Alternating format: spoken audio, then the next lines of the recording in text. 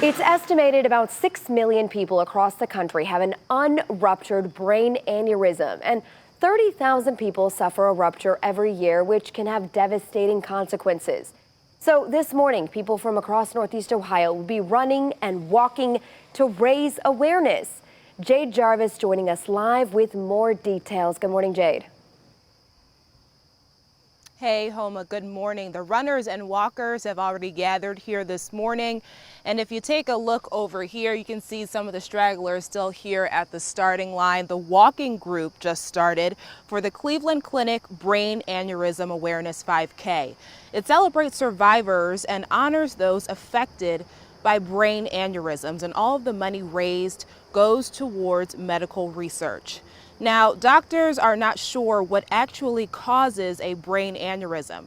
They're weak areas of a blood vessel in the brain that look like water balloons, and when they rupture, they can cause bleeding and serious injury. Before they rupture, they're very hard to diagnose because they don't have a lot of symptoms. But after they rupture, doctors say it's nearly impossible to mistake the symptoms for something else. They usually include an intense headache that doctors say feels like the worst you've ever had in your life, and sometimes people can even pass out or vomit. After a rupture, the survival rate can vary depending on how the patient looks when they get to medical care, but on average, it's about 25%. One of the things that we always look for, people that smoke a lot of cigarettes and they're heavy tobacco users have a higher incidence of aneurysms. So if you're in that group of the population, it's probably a good idea to talk to your primary care doctor about getting a scan. Specifically, if you're having different headaches as well, so, headaches that aren't like migraines or they're different for you, maybe that could be a sign of a brain aneurysm.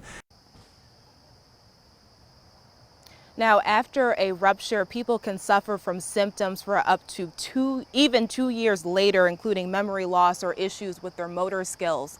And the running group of this 5K is going to be taking off from the starting line here about 8:30, 9 o'clock. So we'll check in with you then. Live at Rocky River Reservation, Jade Jarvis, News 5.